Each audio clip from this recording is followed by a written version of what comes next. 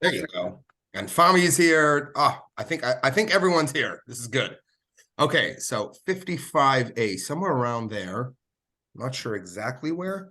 I just want to make sure. This is, You said Safaria what? I'm gonna here, safaria.org. I am dropping it into the chat. There you go. Thank That's you. that's the link. If you and hi Ilana. Ilana's here. Okay, good. It seems like everyone got the memo that we're on a different Zoom. Robert Bernath is on a plane right now, so he's unavailable. So safaria.org. Yeah, so there you'll find all this tons of information about dreams. Now, historically, I mean, the Torah is full of dreams and dreams that are interpreted, right? Dreams that can anyone give me a couple of examples of those dreams in the Tanakh? Go ahead. You can. Oh, okay. Julian, Joseph? hopefully soon. Joseph had dreams? Joseph had dreams. That's right. And Joseph's dreams, not only did he have dreams, he had dreams about the stars and the stalks of wheat, right? Everyone bowing to him, to his stalk of wheat, and to his star, including the sun and the moon, and that came true. And he also interpreted Pharaoh's dreams. He also interpreted the dreams of the fellow people in prison, and they all came true, right? Yeah. So there's an example. That's a great example. There are other examples. Anyone want to give a guess? Other examples from Tanakh. So I'll share the other examples. Some other examples includes there's an example of Jacob and the ladder, right? There's that dream. There are dreams that there aren't not only dreams that Jews have in Tanakh, but there's also dreams that that non-Jews have. For example, in the story of Gideon, which is my favorite story in history, it's an amazing story. In the story of Gideon, he has 300 men in his army, and he is battling Midian. They have 200,000. He's left with 300, and God tells him he's going to have victory. He is terrified. He's not sure whether he should even trust in God. God's promise that he'll be victorious, because 300 against 200,000. This is the real 300. The movie. This is the original 300, and this is in the book of the Judges. He decides he needs a sign from God that he'll be victorious. So he sneaks in together with his second in command. They sneak into the enemy camp in the darkness of night, and he overhears one of in the tent a discussion. Someone had just woken up and had a dream, and then the other person interprets the dream that Gideon and Gideon's army are going to. The dream was of a barley roll, like a roll that was just rolling through all the tents and destroying it. And without spoiling the story, because it's amazing and you should read it, it's an unbelievable story of all history. His friend translates that Gideon will be victorious. Now Gideon brilliantly, first of all, he sees that as a sign, and he is victorious. And I'm not going to share how, because he uses some real cunning and he devises an unbelievable strategy that you should read. Okay, so we definitely know that Judaism takes dreams seriously, right? Clearly, I mean, historically, we have all these dreams that came that turned into reality. By the way, mentioning Joseph's dreams, so I'm fascinated by the history usually. And there are these books that I love reading, and like related to it, and archaeology and all that kind of stuff. And they've found pharaohs from the era of Joseph had dream interpreters. They actually have like documents or scrolls that contain these interpretations of dreams and how to interpret dreams. The ancient Egyptian stuff. So this isn't just a Jewish thing. You could look online and you'll find dream interpreters of Pharaoh. I read it in a book, but I'm sure it's somewhere online. Anyway, so these books were trying to prove the veracity of Tanakh and the Torah. Okay, so But so now we know that in Tanakh, definitely there's tons and tons of dreams. There's Nebuchadnezzar has a dream that's taken seriously. Daniel, you know, in the whole story with Daniel, there are tons of examples that go like all the way down, you know, through the generations. King Solomon has a dream where God asks him for, you know, what he wants, and he in my opinion, he was kind of stupid, because we all know that he should have asked for 100 more wishes. But instead, he asked for wisdom, and as soon as he got wisdom, he was like, "Man, I should have asked for 100 more wishes." But yeah, he also had a dream that again came to reality. Okay, so now let's go into the Gemara, because that's our next, or really the Mishnah and the Gemara. The Mishnah doesn't really talk much about dreams, but the Medrash, there's tons of dreams in the Medrash, like tons. For example, the dream that Nimrod had. And Pharaoh, similar dreams. They both have dreams that a child is going to rise up, a Jewish child, and going to, or rather, a child and going to take over them. And in both cases, they're dream interpreters, or rather, they have some weird dream, and the dream interpreters interpret it that a child will be born this year who will take over your kingdom, and therefore so Pharaoh kills all the male baby boys. That's a midrashic take. This midrash is written pre-Gemara. This is written in the Mishnah times, Mishnaic times. So this is about, let's say, around the year 100, 200, somewhere like that, when this is written. And the Gemara, and the same thing for Nimrod, who is in Abraham's time, where he was told the same thing, and all male babies were killed. This is all midrashic. So the whole interpretation of dreams and dreams becoming a reality, dreams as a form of prophecy, is something that throughout history, it comes all the way down to the Gemara and down to today. But I'm kind of trying to track the Gemara. Really, it's massive books, that thick, each one, volumes and volumes, and both the Jerusalem Talmud and the Babylonian Talmud contain a ton about dreams. I posted the link on Sefaria and Julian's here, good. I posted in the chat the link on Sefaria. I'll post it again just for anyone who missed it, where you could find a whole discussion on dreams. That lasts pages. It lasts pages of dreams, but that's not the only spot. That's just the biggest area in the Gemara. So in the Gemara in Brachos 55 A and B, 56, it talks about how dreams definitely have a status. There's something important, and clarified. It's clear that Judaism takes dreams seriously. So now that there's other dreams. There's an example choosing it from a different Gemara, Sanhedrin 30. The Gemara Sanhedrin 30. I forget if it's A or B, but I looked it up yesterday. It talks about someone who had a dream that there was a secret inheritance that belonged to him that was buried under a tree. However, that inheritance was Meiser Sheni. Meiser Sheni is an ancient, it's not kept anymore, but where they had to give part of it.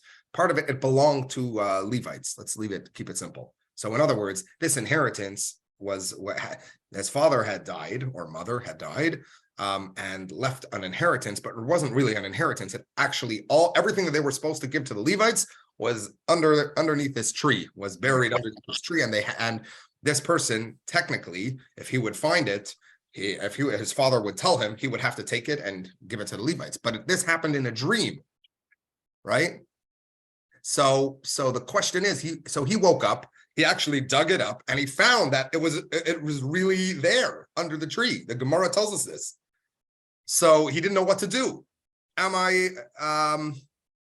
on, I see Julian said, yeah. Okay, Julian, what happened was, just to explain before Rabbi Bernath is on an airplane, so usually he logs in and then makes me the host. In this case, I couldn't reach him, so I sent around the so first thing I did was, this is a different Zoom. This is my Zoom. but I'm recording it, so don't worry, you'll be able to watch whatever you missed. You didn't miss much. But also and then I changed online that the jewishndg.com/Zoom should just go to this Zoom. So you probably were waiting in the other Zoom, and then okay. Back over here.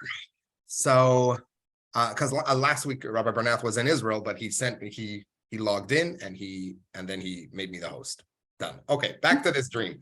So he wakes up and right, he finds that inheritance under the tree. So the question is, can he keep the inheritance, or does he have to give all of it to the Levites?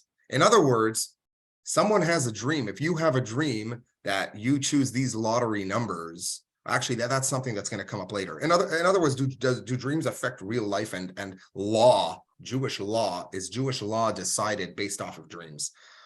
And the Gemara decided that if he that he does not have to give Meiser Sheni because dreams mean nothing.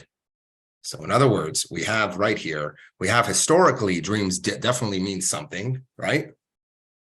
Not only historically, but if you read the 55 in Brachas, right? That link where I dropped. If you read it, and I'll mention some of the stories. They're really fascinating. It's a fantastic read. You'll see that dreams definitely have a status, and I'll bring more examples of where dreams have related to Jewish law. But for now, we see there's also people say that dreams can't be taken that seriously, because if it was supposed to be taken seriously, then that inheritance he found he would have had to give to the Levites. Instead, he was able to keep it. And we're talking this is happening around the year 300-400, maybe 500-600, between the 200 to 600s is when this happened. This because this is in the Gemara. That's the first case of finders keepers ever. Yeah, exactly. This is finders keepers. Yeah, exactly. There's another story you'll find in the Gemara in Nedarim, chapter page 8, 8a, I believe, where it talks about. It says that this one indicates that dreams do have status, where someone was put in cherem, someone was excommunicated in a dream. So he wakes up and he goes to the rabbis. He says, I don't know what to do. I was excommunicated in my dream. Am I really excommunicated? So the rabbi said, yeah, we're applying everything that happened in the dream, whatever you were told in the dream is going to be applied. Nobody in town is allowed to talk to you. Nobody in town, you cannot be counted in a minyan of 10 men, right? If you walk in and you're the 10th, nope, you're not counted. Nobody could do business with you. Full excommunication until you gather 10 men to do this whole ceremony to get you out of this excommunication status. So there you see, right? Dreams are sometimes taken seriously. So we'll get into like the how and why. In fact, the Shulchan Aruch, the Code of Jewish Law, that has there's an argument. If you go into the Code of Jewish Law, you'll see that there's an argument over whether dreams are meant to be taken seriously and have halachic, value or not. There's another very, very famous part of, and I'm mentioning this on the side because just it's really cool, historical, and I was reading a book on it, so I was like, oh wow, talking about dreams. So I got to mention this. There was a sturgeon. The sturgeon is a kind of fish, and at one point in Jewish history, in the 1700s, a debate just raged in Europe. It's one of the biggest debates in Jewish history over whether it's kosher because the scales fall off the sturgeon. As a total side point, by the way, the Sephardic Jews eat a fish that has scales, that its scales fall off. Ashkenazi Jews don't have this tradition, but if anyone is Sephardic wants to try the swordfish, you're welcome to do it. They start off as babies with scales, and then when they become adults, the scales fall off. But here in this case, there was a sturgeon, a certain type of sturgeon that was found, and there was a rabbi who pronounced, a very prominent rabbi who pronounced that it was kosher, and then another rabbi who said that it wasn't, and there was a huge debate that raged on for something like 30, 40 years. And then the main rabbi died, and his son was defending him, and all this. It was a huge people excommunicating each other. It got very serious, all about this kosher status of a fish. And yeah, so it's really like dumb, you know, like people get really preoccupied with okay, anyway, so at one point there was Rabbeinu Ephraim. He was one of the big rabbis, and they went to him and said, are you allowed to eat this sturgeon?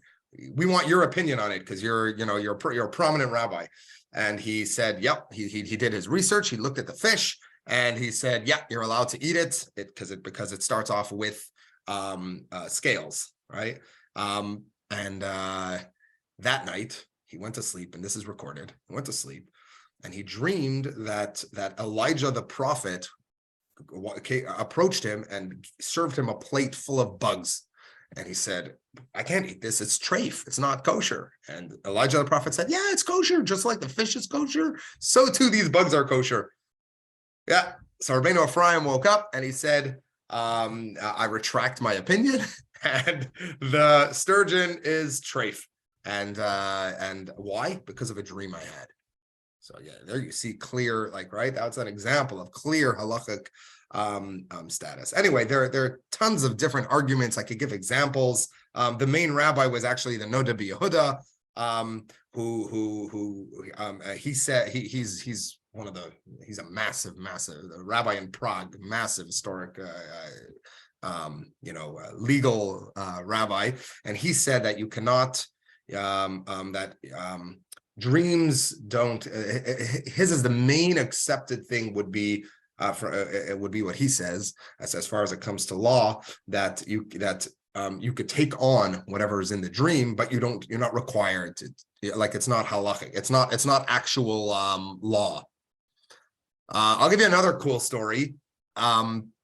This is where the Mordechai Bennett, he was the rabbi of Nikolsburg for many years, and he was traveling at the end of his life, and he died in Liechtenstadt, and they buried him where he died, like in Liechtenstadt. So Nikolsburg, in Nikolsburg, they said he's our rabbi. He spent his whole life here. He's known as the rabbi of Nikolsburg, and so he should be buried in our cemetery. We should have the honor of having this great rabbi in our cemetery. So the Chassam Sofer, who is the chief Hungarian rabbi and massive, like, also we're talking about the leading rabbi of his time. So he didn't know what to do. He didn't have an answer. They asked him, and they turned to him, and he said, look, there's no answer for this. The law could go either way. Let's just leave it the status quo, because why bother moving? Moving a grave is a whole complicated matter. So instead of moving the grave, instead of moving the grave, just leave it as it is. And and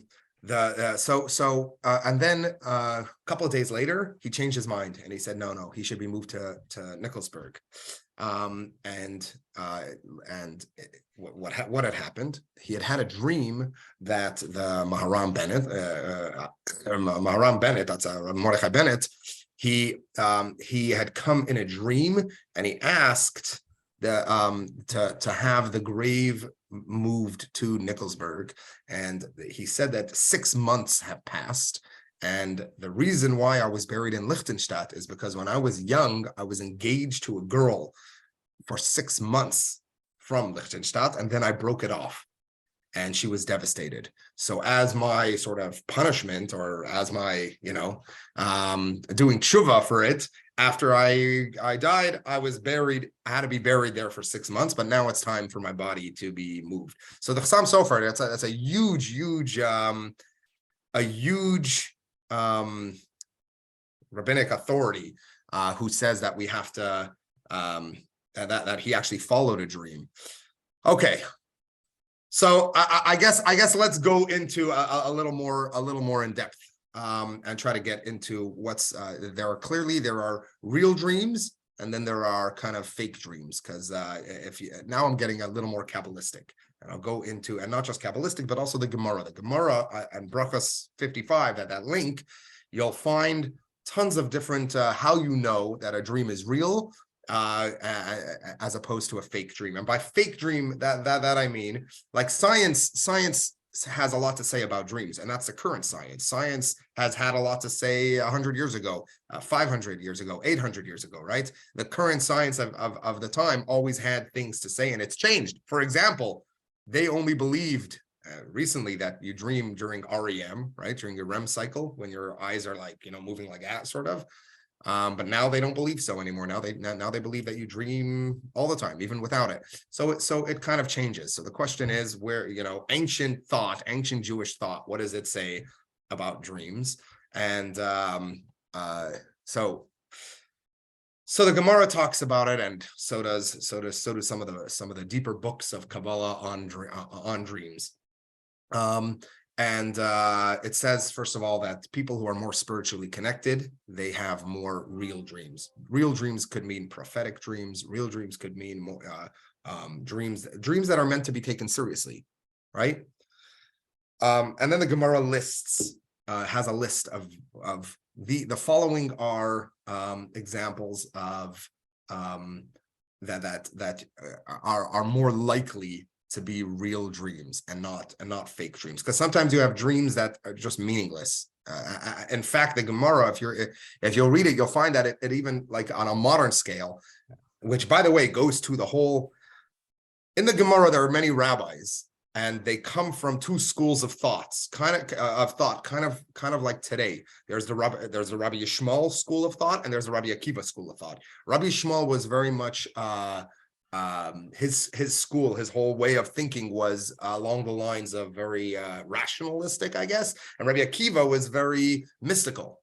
And if you, as you're learning Gemara and Mishnah, you'll notice this. Rabbi Akiva usually has very mystical takes on things. So, but what's interesting is that the rationalist school of thought from Rabbi Yishmael, their side, the rabbis who come from that kind of school, they're more into how dreams are fake, and they talk about how it's what you think during the day.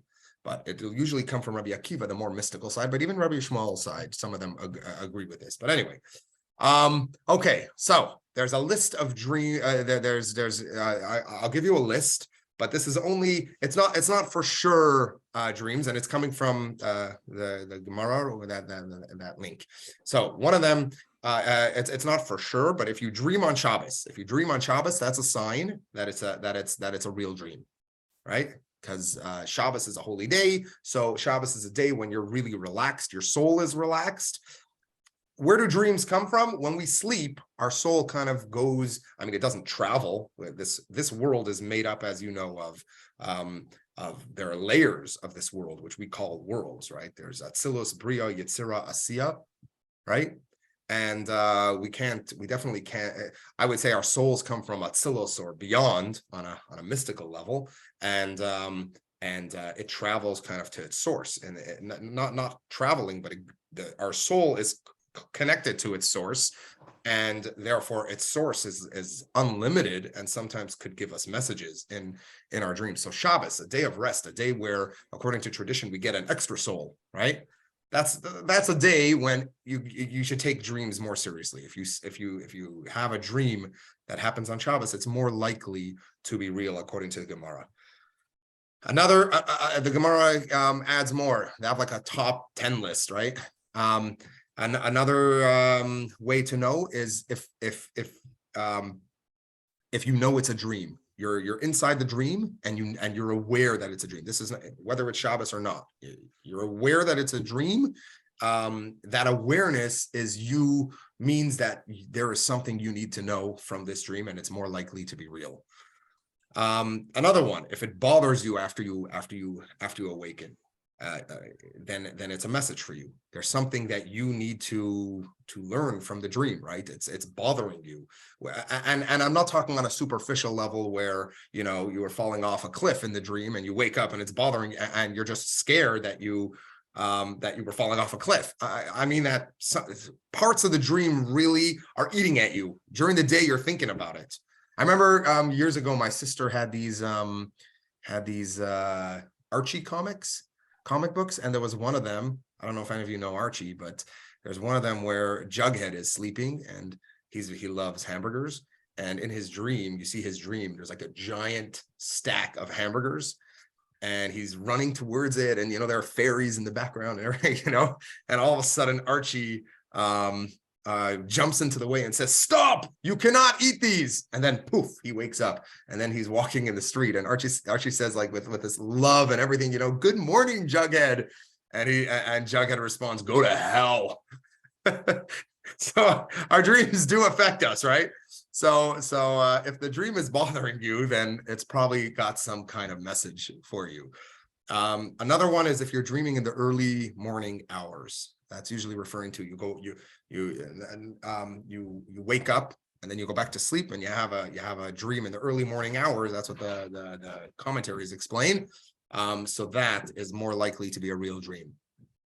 Again, also in the Gemara brachas, and this you'll notice, actually, I'll bring it up later, but if your friend dreams about you, if you have a friend who dreams about you and tells you, it's likely to be more likely to be real. I'll get into this later because there's actually a prayer that we say related to these dreams. As I said, Judaism takes this stuff very seriously. Then there's others. This one's a little strange. No, I have never experienced it, but yeah. If you wake up and there is a verse from Tanakh in your mouth, you wake up and bam, you've got a verse from the Torah in your mouth. By the way, there used to be people who wrote down dreams. The Maharal of Prague is famous for that. He used to wake up. He would sleep, and he kept a pen near his bed, or whatever ancient pen, ink and quill, and he would write down his dreams. So yeah, if you wake up and there's a verse in your mouth. Another one is if in your dream is interpreted. That's a real big sign that it's a real dream. And then finally, if you have a dream that keeps on repeating itself. So this is known like from many stories, many tales of people who kept having the dreams. I'm sure you've heard of different stories of this. I'll give an example of one, which is a famous Purim Saragossa. There are different communities that celebrated Purims. And Saragossa in Spain, Zaragoza in Spain, they used to celebrate any Jew from Spain. This predates the Spanish exile, I don't know, when Jews were kicked out of Spain in 1492. This predates that. There was a story where I forget which king, but the Jews, there used to be an annual parade in the city, and the king would come to Saragossa. I forget, it's in Castile, right? Is it in Aragon or Castile? Alessandro would know. Anyway, it's in one of them. Okay, it's in Castile or Aragon. And the king would come to this parade, and the king would and the Jews would come out with their Torah scrolls, right? The Sephardic style Torah scrolls, the big, round ones that are heavy. Now, because halacha could be complicated, so when they brought out the Torah scrolls, there would be no Torahs inside of them. The Gabbai and the Shul, the secretary of the shul or whatever, he would take the scrolls out of these boxes, and when the Jews would arrive, they'd be holding up these beautiful boxes with crowns, right? It's beautiful, but inside there were no actual scrolls. That was what they did for years. Just it was lighter, right? And it was unnecessary, right? And Jewish law was complicated if you're allowed, because when you move a Torah scroll, you have to read from it, and there's all these, so like just to save on complications, Now what happened was there was somehow this anti-Semitic governor learned about this, that the Jews were not putting the Torah scrolls in, and decided to notify the king. And so this is all happening, and the Jews had no idea. Now at night, it's the night before the parade, and the Gabbai goes to sleep, and he has a dream in which a rabbi comes to him and tells him, you need to put the Torah scrolls, you took the Torah scrolls out, put them back in. They need to be in there. So he wakes up, he dismisses it. But it happens 3 times. After the 3rd time, the Gabbai says, I can't sleep until this is done. He schleps all the way to Shul. He loads them back in the Torah scrolls just so he could have a good night's sleep and have it off his head. And he goes back to sleep. In the morning, the Jews are at the parade, and the king stops the parade and says, "Open up those. I want to see the scrolls." And the Jewish community, they think it's over, right? And the governor announces in front of everyone, the Jews are not loyal. They embarrass you. They don't bring their actual scrolls, right? And the Jews are shaking, sweating, and they open it up, and there are the scrolls because of a dream that a recurring dream that happened to the Gabbai. And the governor was killed, right? He was hung or whatever it was. And every year after that, all Jews from Saragossa celebrated by with an actual full Purim. They wrote a scroll. You could read the scroll. Go look for it online. It exists. Nowadays, there are very few people who read it.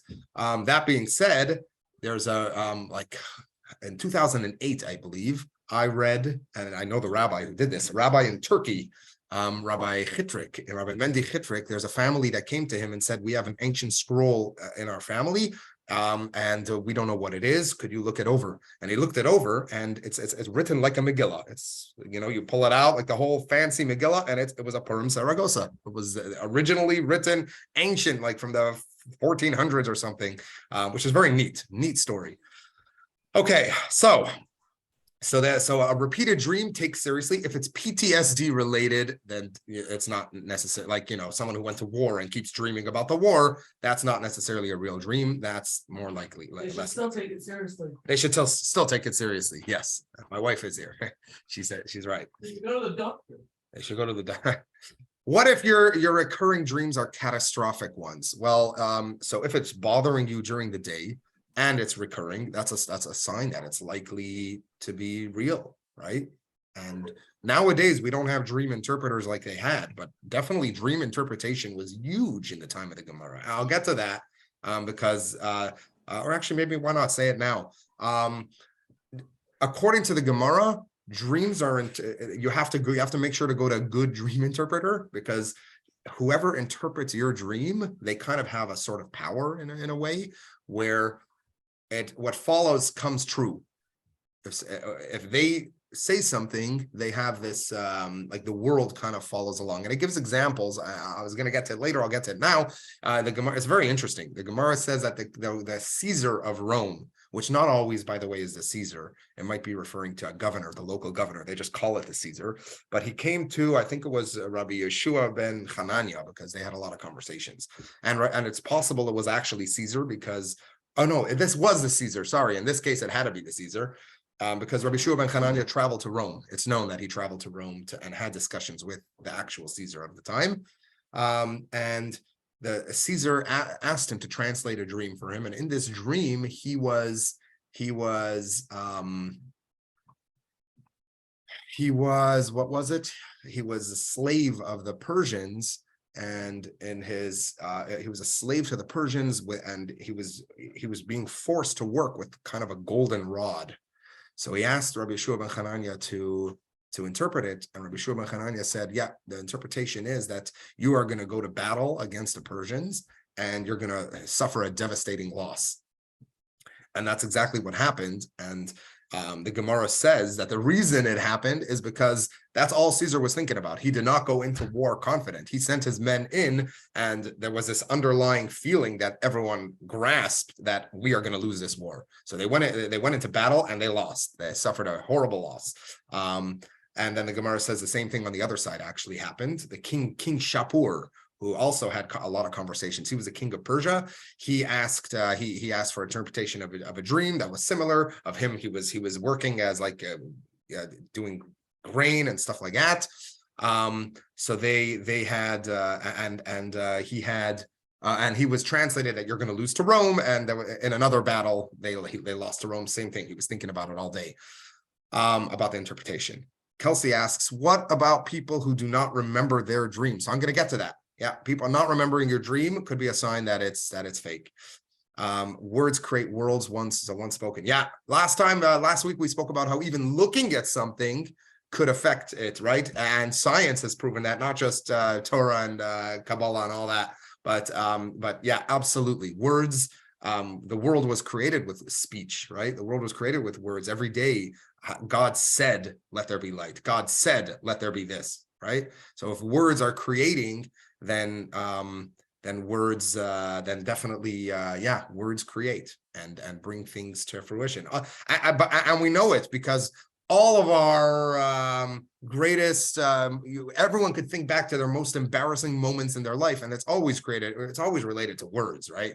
Or things that we think of that bother us about ourselves is always related to words. Like someone tells you you're a goofball, so all your life you think you're a goofball if people keep saying it, right? And people are very affected by words. You ask someone, should I do this? And the person says, oh no, that's a terrible idea, and we're affected by that. And if you ask another person and person says, yes, absolutely. That's why we've got to be careful who we go to ask for advice, because because words do create, they have that power. That was last time we spoke about Ayin Hara, right?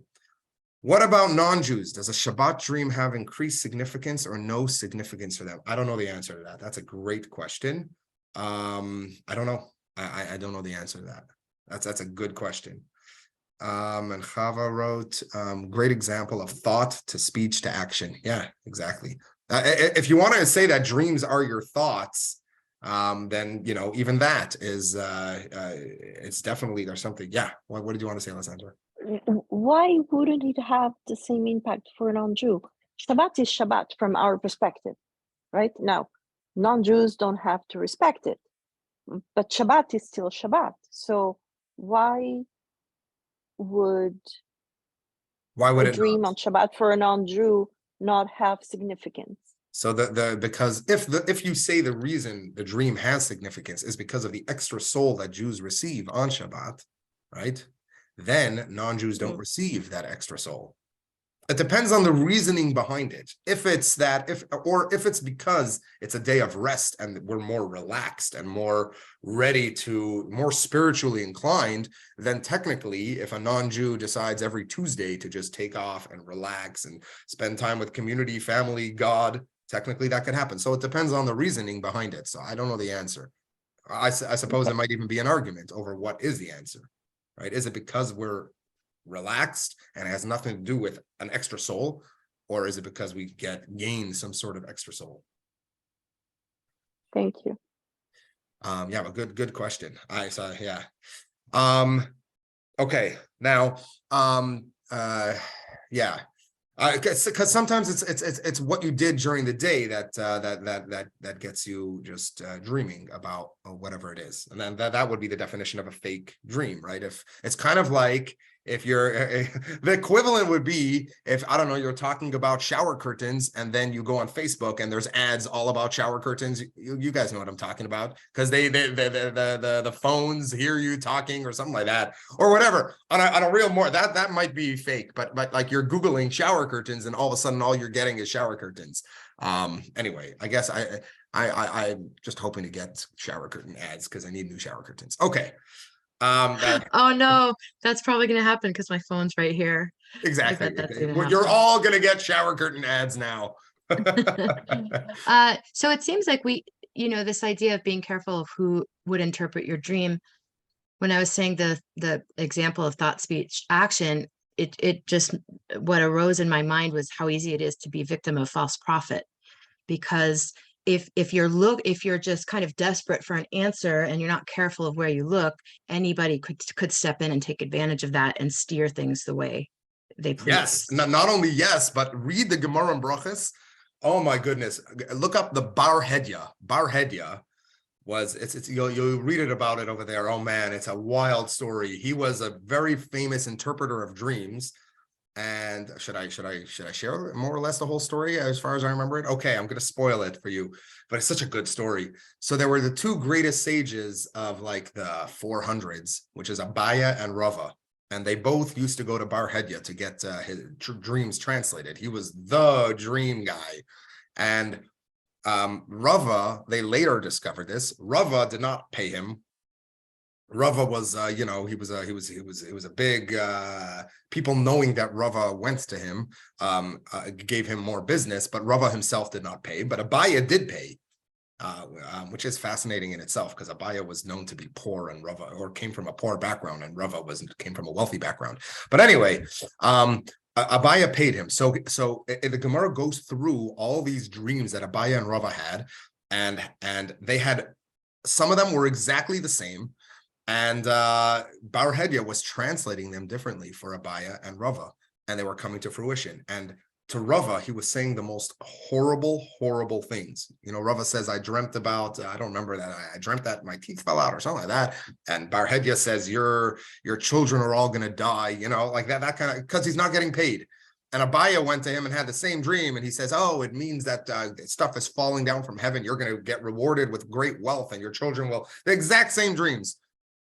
Years pass, and I'm skipping a lot of Gemara. Read it. It's really interesting, all the dreams and how they're translated. And now this is spoilers. So turn off your speaker if you don't want to hear this part. I'll do a thumbs up when I'm done. But years pass, and Rava happens to be on a ship after having all these tragedies. He happens to be on a ship with Bar Hedya. And while on the ship, he comes across one of Bar Hedya's books on dreams. And he opens it up and reads that dreams are based on the interpretation. Whatever the interpreter says will come to fruition. And Rava is horrified. And he storms over to Bar Hedya and he says, you interpreted all my dreams horribly. And Bar Hedya says, yeah, you refused to pay me. So I, you know, it was in my power to decide what it is. So Rava says, I forgive you on all the dreams that you interpreted bad, except for the one that my wife would die. He was married to the daughter of Rav Chisda, who was Bas Rav Chisda. She's all over the Gemara. She's a very famous person. The dream that Bar Hedya had decided had translated or interpreted that his wife would die, that Rava refused to forgive him. And so Bar Hedya got nervous because, you know, Rava is a very, not only a politically powerful and, you know, but also like a very religious, spiritually powerful person. So Bar Hedya did a self-imposed exile and started traveling around the world. Eventually he landed in Rome, and in Rome, he was translating dreams. That was how wherever he went, he was world famous. So in Rome, when they heard Bar Hedya was there, one of the governors or senators in Rome asked him to translate a dream, and he said, give me payment. And the senator refused to give him payment. So he refused to translate the dream. And the dream had to do with the silk business in Rome. And anyway, the silk business just fell apart. And this senator was in charge, responsible for it, and he blamed it on Bar Hedya, and they took it seriously. And so they took Bar Hedya, they tied him to some trees, and and then they basically pulled his limbs apart. That was how he died. Yeah. So that's the story, and I'm done. You could unmute, you can put on it back on. Yeah, whatever. Okay, but yeah, it's a very, I told you that whole Gemara is unbelievably fascinating. There's a story of the Chafetz Chaim. He's got some cool stories. He's someone who lived 100 years ago, 200 years, 150 years ago. There's video footage of the Chafetz Chaim and pictures of him. He was very famous. I probably mentioned him last week in talking about Ayin Hara, because he's very famous for talking about how being very careful with your words. So he once did he went and asked for an annulment of a dream. He got some students together, said, I need a dream annulled. So the student said, okay, you had a bad dream. What was your bad dream? And the Chafetz Chaim said, in my dream, I was very, very wealthy. I had tons of money. So the student said, okay, that's not a bad dream. That's kind of a good dream, right? Like what? So he said, no. It means that I was thinking about money all day. Anyway, it's a fun story. Okay. Yeah. Rabbi, what's Ayin Hara? I wasn't here last week. Oh, that's okay. There's by the way, I could share, there's video of it if you want. I don't know if Rabbi Bernas shared it or not. No, I didn't get the copy. Oh, so let me find the link.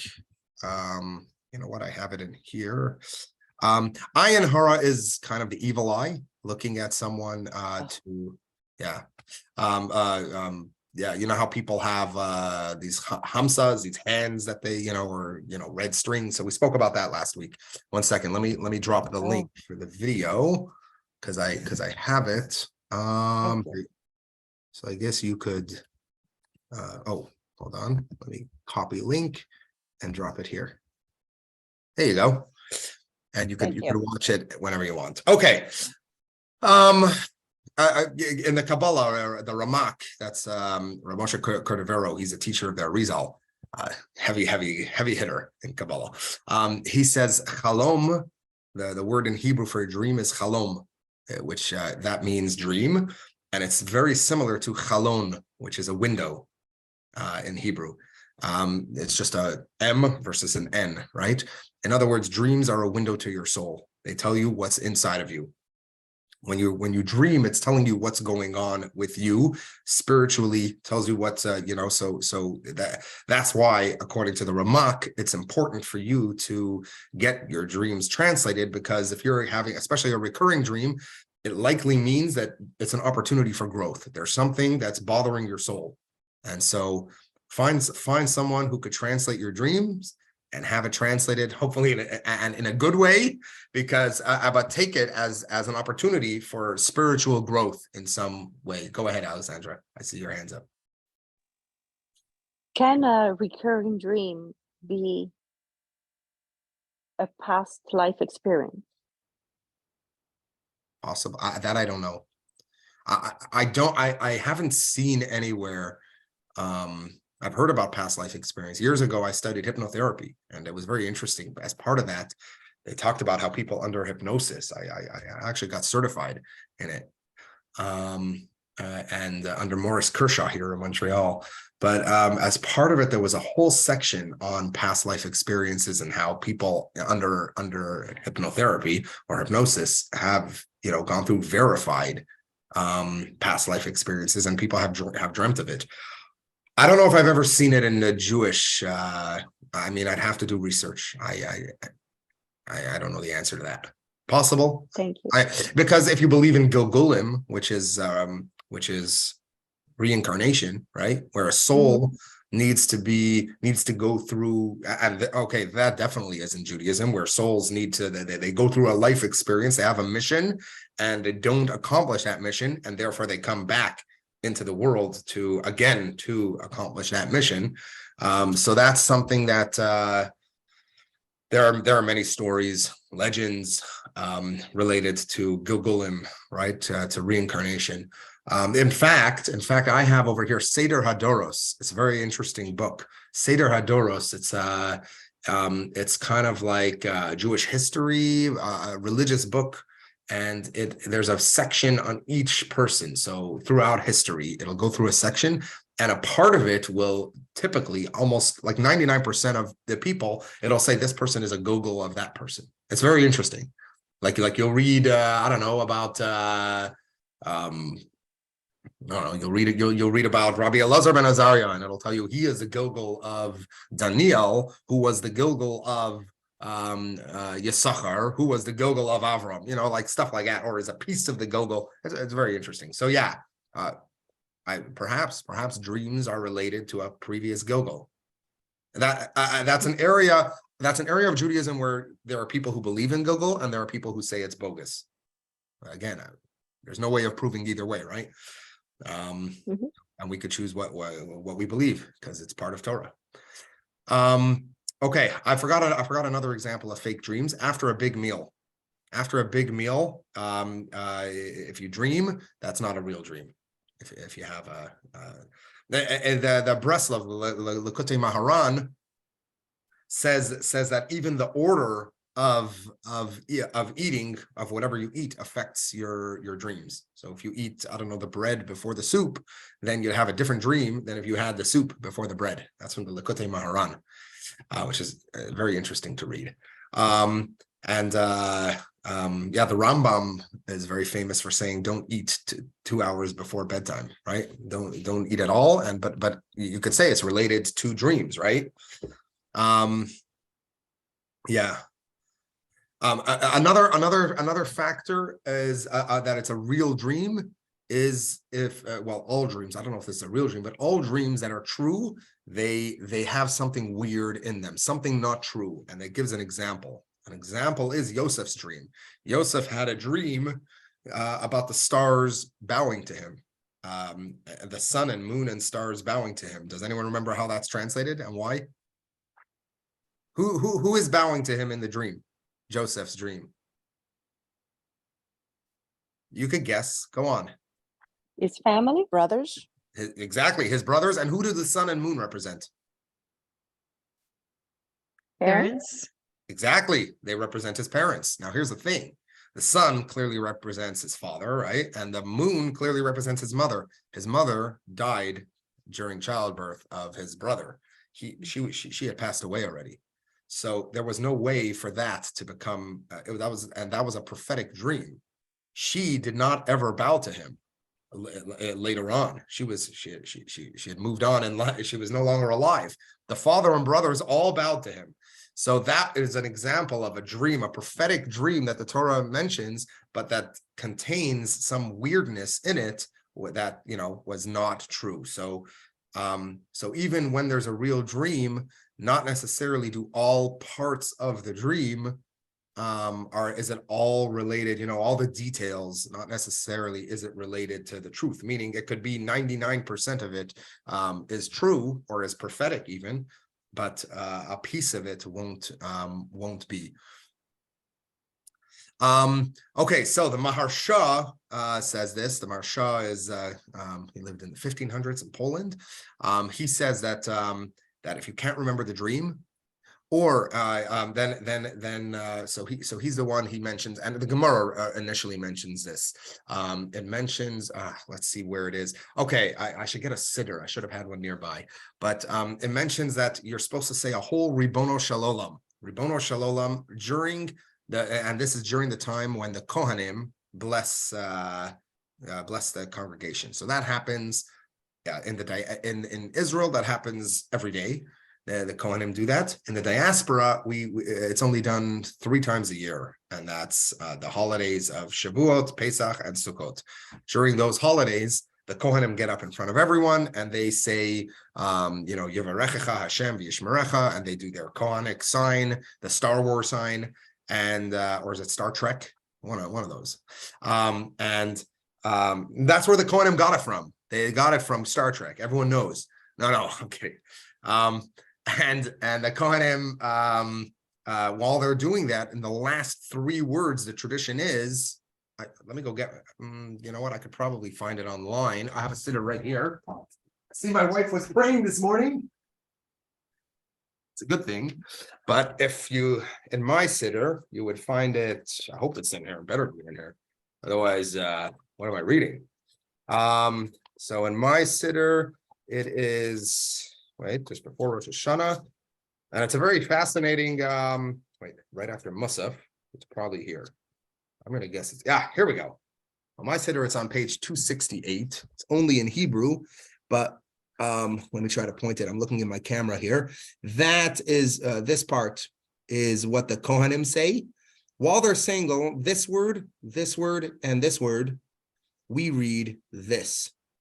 So if you're ever in shul, if you ever go to like a Chabad shul, or really any religious shul, what's going to happen is you're going to hear, Yevarechecha, and you'll hear the chazan go, and then the Kohanim will go Yevarechecha, and the shul is quiet, except there's always some baby crying in the background, right? You know what I'm talking about. There's always, like, the tradition is there has to be a baby crying in the back. Like if a baby's not crying, you're supposed to poke babies.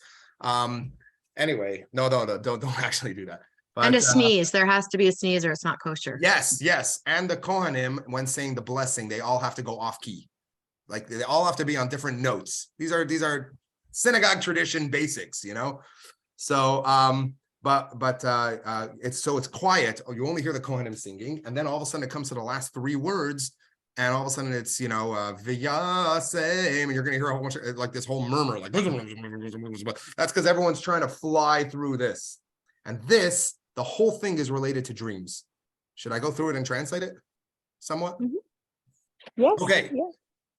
Ribono Shalom, master of the universe. Ani shalach, I am yours. V'chalamoisei shalach, and my dreams are yours. Chalem chalamti ve'eni yodea mahu. I dreamt a dream and I have no idea what it is. By the way, you can find this text in the Gemara, Brachas 55. This entire text comes from there.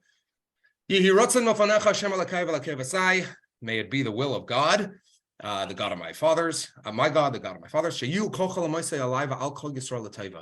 All that all my dreams and all any Jew who dreams, they should all be for good.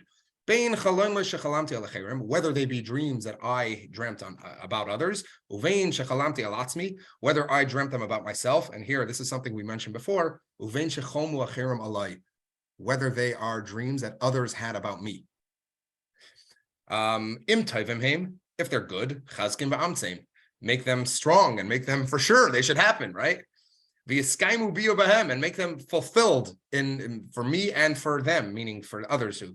An example would be like the dreams of Joseph. Now, by the way, all of that, you could say it in English, is said during the third to last word. When the Kohanim are saying, that's the reason why in Chabad communities, they do that. They add that right? In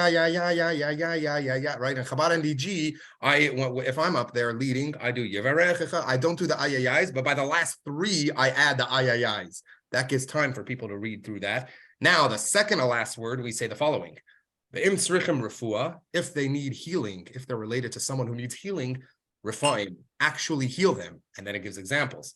Kechizkiyahu melech Yehuda mecholyoy. For example, like Chizkiyahu, the king of Judah, from his sickness. Miriam Hanaviyah mitzaraita, like Miriam, the prophetess, from her tsaras, which is hard to translate, but they translate it. It's tsaras. I'm not going to translate that. It's a ancient disease related to lashon hara, related to speaking evil. Naiman mitzaraita, like Naiman, he was another king from his tsaras. Like the waters, remember Moses, there were bitter waters and he made it so the waters needed healing, and through Moses made the water sweet. Well, really God did, but he, through Moses. And like the waters of Jericho that happened with Elisha. That's another story. So that's the part you say with the second to last word. And then while the last word is going, and in some shows they even slow it down for people to catch up. They do like and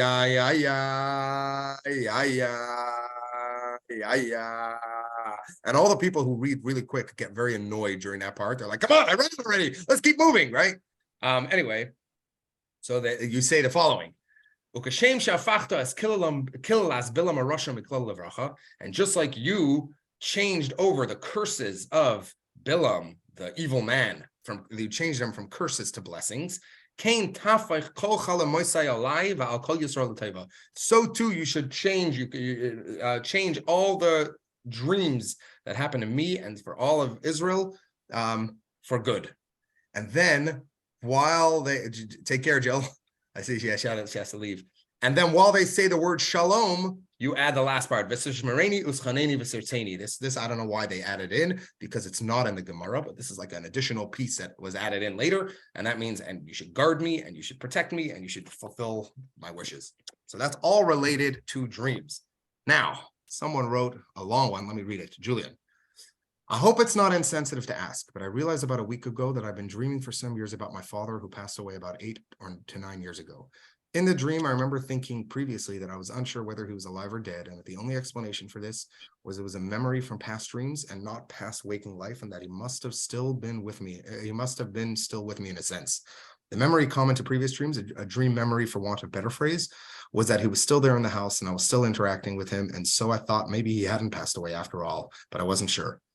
I wonder if there's any meaning that's known for that kind of experience. My father passed away. I dream about him. And that's this year.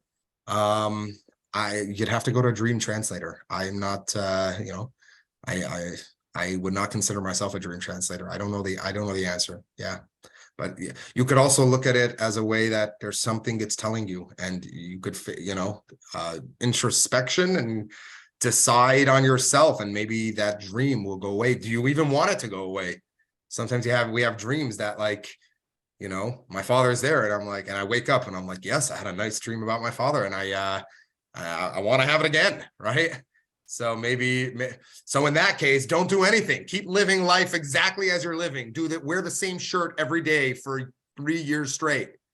No, but if it's bothering you, I think that's a sense that that's one of the signs that it's a true dream, right? I mean, it's bothering you. How long ago have you had this? You wrote at the beginning.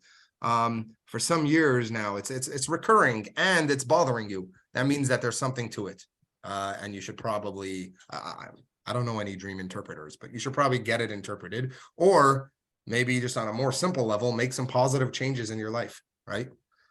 I'll get to what to do. Yeah, it's telling you to deal with something, right? In fact, if there's variance, it's telling you that it could be interpreted a little differently. That's from one of the Kabbalistic words. The Zohar, right? The Zohar says that most dreams are fake, and then some people, you know how some people don't dream. That happens to me, by the way. Sometimes I go like a month without dreaming. Not dreaming for a week is a bad sign. That's from the Gemara. And on that Gemara, the Vilna Gaon, the great Gaon of Vilna from the 1700s, the biggest rabbi anyway, he notes that the reason we have dreams is to teach us what's not real. Why do people have dreams? He says the main purpose is because in dreams, if dreams are fake, we sleep and we have some experiences, right, where that we wake up and bother us. And but they're not real. They're nothing. They're meaningless. So it's to show you that you need to focus there. And every dream has an underlying point, and that is to show you that you need to focus on what's real, what matters, what you're going to be, what you'll be remembered for after life. Right? That life is like a dream, and we shouldn't waste it, because going all these we get stuck in our job or in our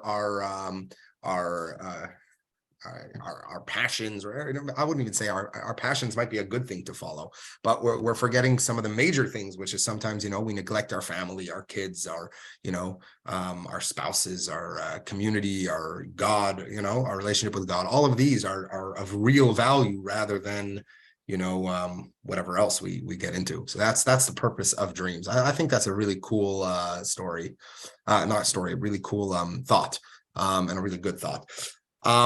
There's a cool story about this is a halachic story. Julian says Saras is related to Tsaras. No, it's not. Tsaras is just a Yiddish word. It's troubles, but Saras comes from the Torah. That's a biblical plague, I guess, sort of thing that the rabbis say arrived from speaking ill of other people. There's also a very famous Jewish globalist called George Soros. I would say his surname means trouble. There you go. Yeah, that's right. Okay, so this is halachic, where a guy dreamt that his friend won the lottery. This is, you find in the books of the responsa. I just thought it's a cool example of where of practical. I think I mentioned it early. A guy dreamt that his friend won the lottery, so he told his friend that you're going to win the lottery. And the next day, this is a more modern story. This happened like in the 50s or 60s. And his friend said, "Oh, okay, I'll go buy a ticket, right? Why not?" My friend dreamt that. Oh, hey, Dr. Kravitz. Oh boy, I gotta quickly end this whole dream discussion. On the contrary, I'd love to keep hearing it. Okay, so a guy dreamt that his friend won the lottery, and his friend he told his friend. His friend decided that day to buy a lottery ticket, and guess what? He won. So they went to court. They brought it to Jewish law. They brought it to the rabbis.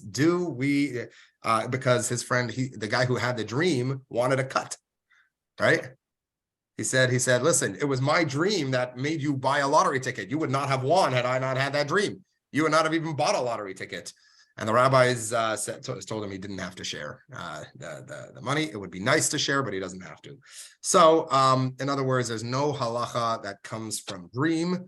Now, there are the only exceptions would be kind of vows taken in dreams, that sort of thing, where someone say excommunicated in dreams, in which we just to be stringent and just in case you keep that vow, or you follow that. If you are excommunicated, you follow those laws and quickly get de-excommunicated. And by the way, the Ashkenazi Siddur, the Chabad Siddur does not have this, and many Siddurim don't have this. But if you open up an Ashkenazi Siddur and other ones, but I'm talking about the main Siddurim, it contains a section about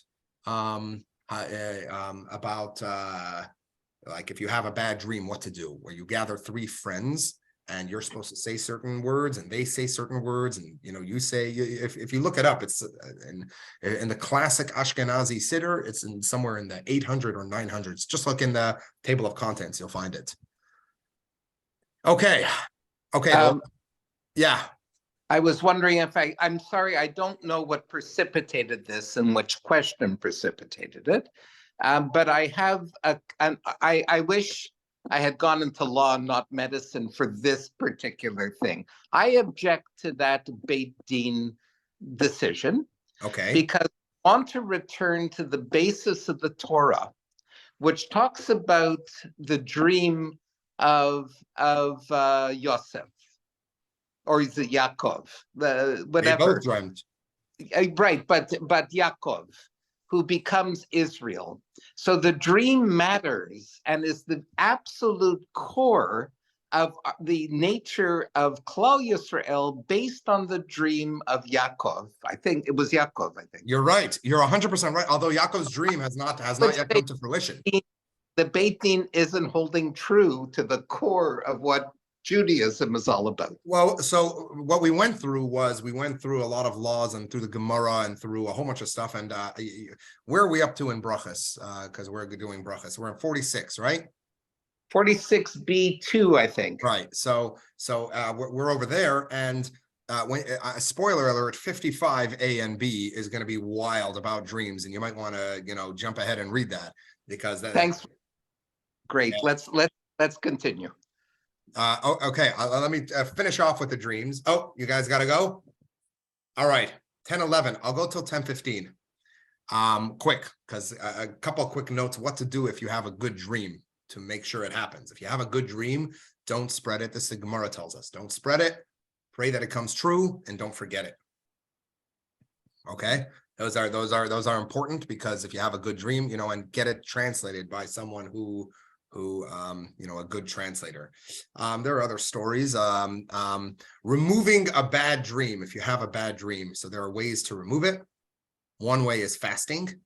It's actually halachically, you are never allowed to fast on Shabbos, with rare exceptions. One exception is Yom Kippur falls out on Shabbos. That is the only time. There's another exception. If you're fasting because you had a bad dream, you're allowed to fast on Shabbos. Okay, so definitely, yeah, that's wild.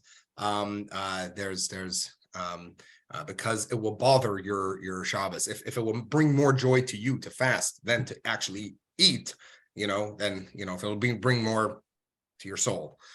Helping remove a bad dream would be introspection. I think we spoke about that before, right? Think about why you had the bad dream. Then there's that annulment that could be done with friends. You could also read that Ribono Shalom that I read. That's during the Kohanim. And then you could also read, there's a part of Shir HaShirim. If you read Krishma Shalamita, there's a Shema that you say at bedtime. Read that before going to sleep. One of the reasons we read that is about bad dreams. And there's one part of it that quotes Shir HaShirim, the Song of Songs, which mentions, it's in chapter 3, verse 7. It mentions that King Solomon, when he went to sleep, he had 60 men standing at his side with their swords drawn, ready to battle the nightmares, right? So that's quite cool. And someone points out that 60 is the same amount of letters that the blessing of the Kohanim has. Yeah, and then taking on teshuva, doing some form of teshuva or charity, that also helps. And that's pretty much it. And finally, prevention of bad dreams. To prevent bad dreams, say that Kriya Shema Shalamita. Say that when the Kohanim are saying the Yevarechecha, say that little Ribono Shalom. You'll find it in the Gemara, or you'll find it in your Siddur. It's a special prayer for dreams. There's another thing that said if you wash your hands in the morning properly, that's a good thing that I saw in Kabbalah. And then finally, I guess this is more practical. Like if you're getting nightmares, recurring nightmares, just cut down on the scary movies and books, you know, stuff like that. Anyway, that's pretty much it. It's almost 10:04. It's almost 10:15, but oh, there's someone who said that wrote this.